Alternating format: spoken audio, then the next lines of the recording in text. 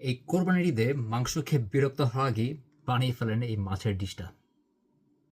প্রথমে মাছটা ম্যারিনেশন করার জন্য একটা বলে সয়া সস, পানি আর চিনি মিক্স করে সেটার মধ্যে আমার স্যামন মাছগুলাকে ম্যারিনেশন করার জন্য রেখে দিচ্ছি। মিনিমাম ২ ঘন্টা হলে সবচেয়ে ভালো হয়। এরপর ম্যাঙ্গো সালসা বানাবো। নিয়েছি আম, ধনিয়া পাতা, কাঁচামরিচ, পেঁয়াজ। তার মধ্যে চলে যাচ্ছে লবণ আর গোলমরিচ আর একটু হচ্ছে লেবুর রস। তো এটা মিক্স করে আমি একপাশে রেখে দিচ্ছি।